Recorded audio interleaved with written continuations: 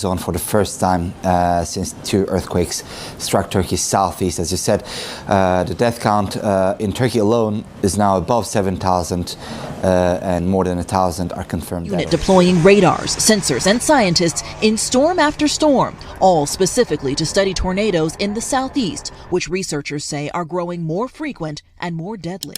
We're trying to understand. What you're witnessing is the beginning of what we call the second Exodus. The first Exodus, the Most High plagued Egypt before the children of Israel went to their new home. Likewise, the second Egypt must first be plagued. There were 10 plagues before they left Egypt, but this event will be much bigger, much worse than the 10 plagues in Egypt. So let's take a step back and start from the beginning, and let's read Genesis chapter 15, verse 7. And he said unto him, I am the Most High thy Elohim that brought thee out of the Ur of the Chaldees to give this land to inherit it.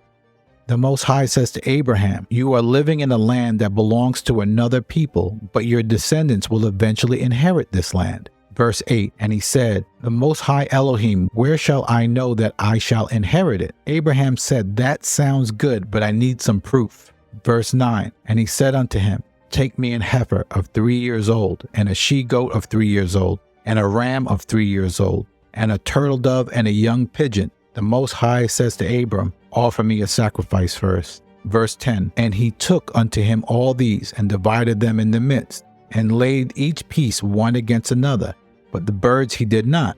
When the fowls came down on the carcasses, Abraham drove them away. And when the sun was going down, a deep sleep fell on Abraham, and lo, an horror of great darkness fell on him. And he said unto Abram, know for a surety that thy seed shall be a stranger in a land that is not theirs, and they shall serve them, and they shall afflict them 400 years.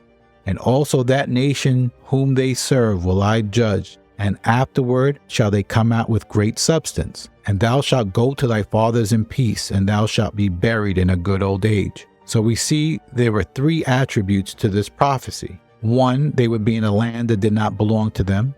2, they would be in bondage for 400 years.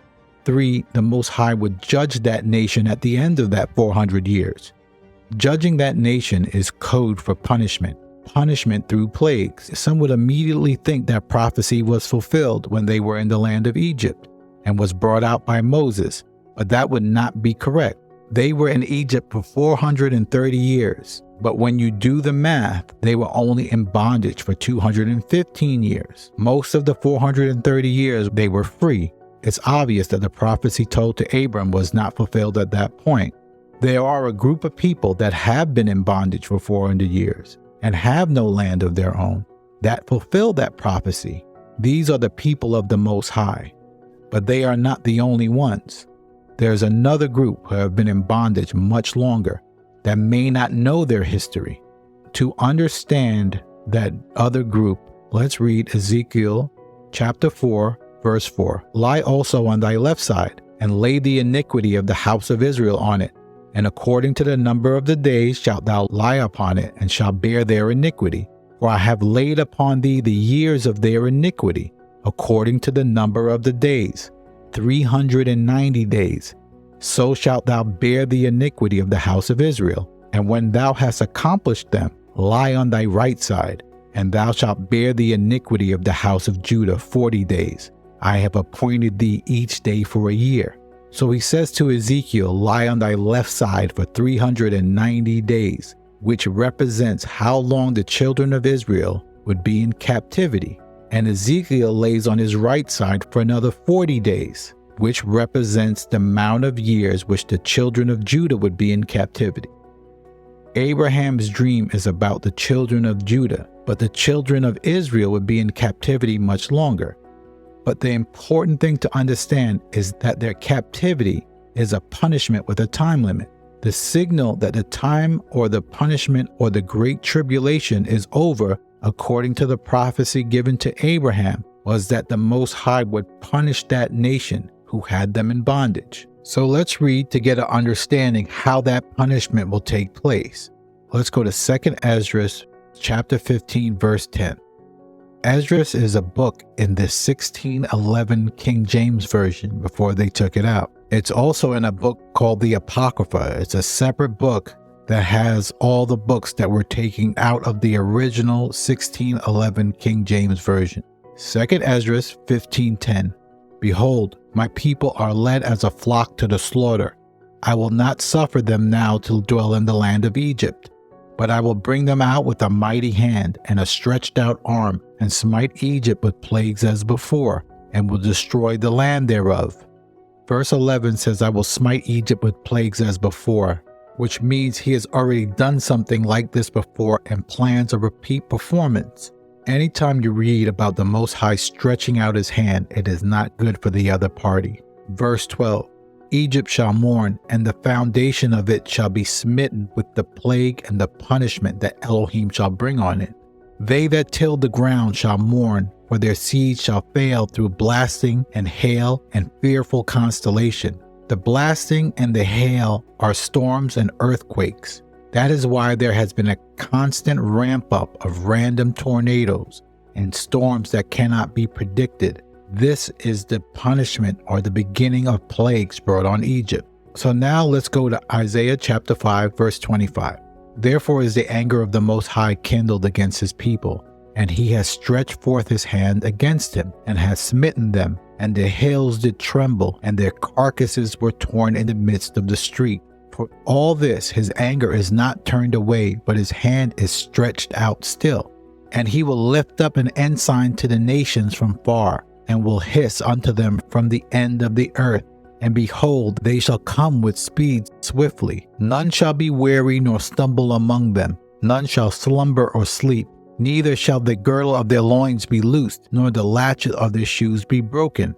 Isaiah, especially the early chapters, are hard to understand because the Most High will talk about the punishment he plans for an entire chapter, and then the end of the chapter talk about their salvation.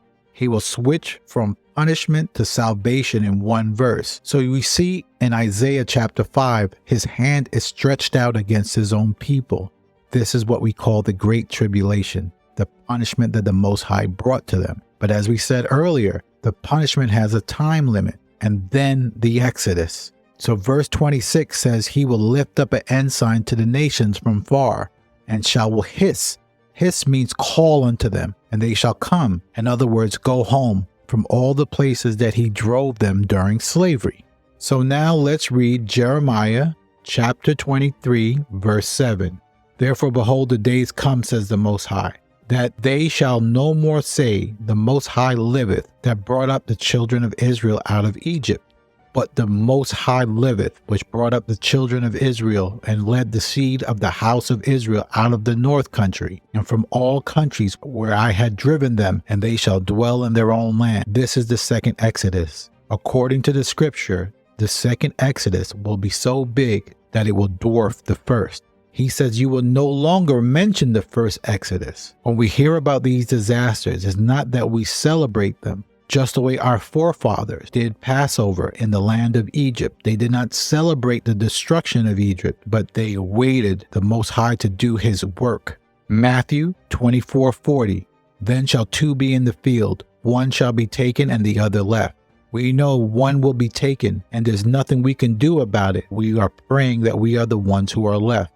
These storms, these plagues come and take people off the earth. But during this time, we keep his commandments and hold on tight. 2 Esdras 13:23. He that shall endure the peril in that time has kept himself. They that be fallen into dangers are such that have works and faith towards the Almighty. Know this therefore, that they which be left behind are more blessed than they that be dead. So when we compare this with Matthew 24:40, when it says two shall be in the field and one taken and the other left, we know the one that was taken died. I know you have been told that this is a rapture of some kind and that the ones that are taken are gone somewhere up.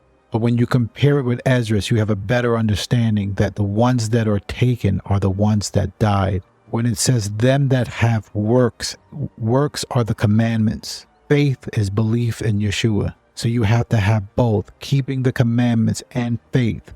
2 Esdras chapter 16:4. A fire is sent among you, and who may quench it? Plagues are sent unto you, and who is he that can drive them away? The Most High said he would judge that nation that held his people in bondage. And once he sends the plagues, who can drive them away? The Most High said he would judge that nation that held his people in bondage. This is the time of year many are getting ready for Palm Sunday, Good Friday, and Easter Sunday. But those celebrations are nowhere to be found in the Bible. They were added later, and in reality, they are disguised pagan rituals. My family and I celebrate Passover, not Easter. We are waiting the second Exodus. Luke 21:28. And when these things begin to come to pass, then look up and lift up your heads, for your redemption draws nigh.